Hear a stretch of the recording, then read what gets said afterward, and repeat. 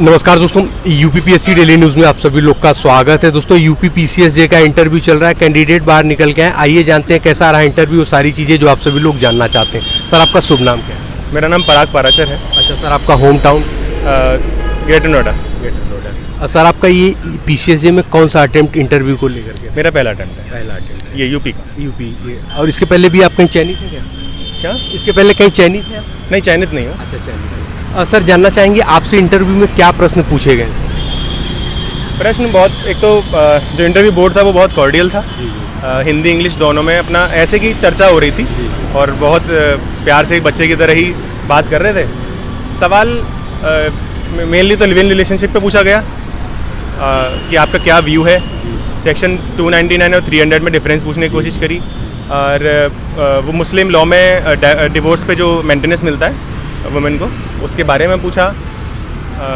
और भी 2-3 बस लॉ के ही सवाल थे, लेकिन ऐसा कुछ नहीं था। कुछ सिचुएशनल हाँ, मतलब मुझसे ये पूछना कि आप कोर्ट गए हो कि नहीं हो। मैंने बताया गया, तो उन्होंने कहा कि फिर आपने क्या सीखा वहाँ पे।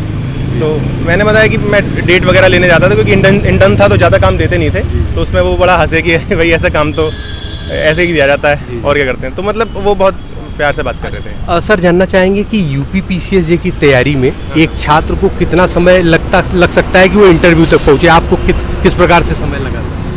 सर इसकी समय की तो कोई सीमा नहीं है, क्योंकि लगातार चलते रहते हैं। अलग अलग राज्यों के लोग इम्तिहान देते हैं, लेकिन ये है कि नोटिफिकेशन कोई नहीं था 5 साल से, तो कब तक इंतज़ार करेंगे। वो भी एक बड़ी पीड़ा रहती है कि सब लोगों की उम्र निकल जाती है, ये भी होता है। तो ये तो प्रॉब्लम है, लेकिन आप अगर ईमानदारी से काम करते रहें तो ऐसा नहीं है कि साल भर में भी नहीं हो सकता, आराम से हो पाएगा। और बस ये कि चीज़ों के जो बेसिक्स हैं वो क्लियर हो जाएं, उसमें हम आंसर राइटिंग करते रहें। और इंटरव्यू की जो बेसिक तैयारी है कि हम अपने ऑनेस्टी, इंटेग्रिटी और अपने जो हमारी जो व्यक्तित्व है उस पर काम करते रहें। उससे ज़्यादा ज़रूरत है। सर आपका माध्यम कौन सा?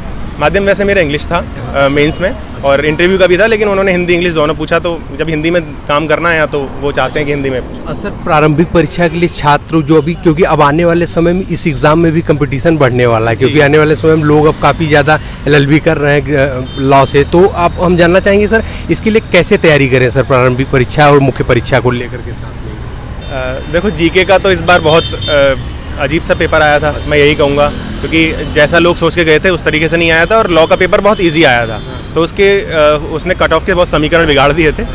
तो जीके में तो ज़्यादा मैं कहूँगा कि अगर लॉ के विद्यार्थी हो ना तो सिर्फ लॉ पर ही काम करते रहिए, वो बहुत इंपॉर्टेंट है। क्योंकि मैंने देखा कि लोगों के इस बार 150 में से 50 नंबर भी बन रहे थे जीके में, लेकिन बचे हुए उन्होंने 250 और 300 के आसपास बनाए हैं, तो उससे बहुत अच्छा कवर हुआ। इवन मेरे भी 63 नंबर ही बने थे जीके में। तो मुझे लगता है कि जीके में इतना काम करने की ज़रूरत नहीं है, पर लॉ पे बहुत अच्छा काम करें। सर कुछ मूल मंत्र जो कुछ बताना चाहेंगे हमारे व्यूवर्स को? पहली बात तो सेल्फ बिलीफ, मान के चलो कि भाई तुम्हारा होगा ही। ऐसा नहीं है कि तुम भीड़ देखते हो और ये सोच लेते हो कि यार इनमें मेरा ही क्यों होगा। और दूसरा ये रहता है कि जो बेसिक चीज़ें हैं, मॉक टेस्ट हो गए इंटरव्यू के लिए, आपके मॉक इंटरव्यूज़ हो गए, वो सारी चीज़ें हमेशा बेसिक्स करते रहिए। चलिए सर, बहुत बहुत धन्यवाद, आपने इतना कीमती समय दिया सर। इस बार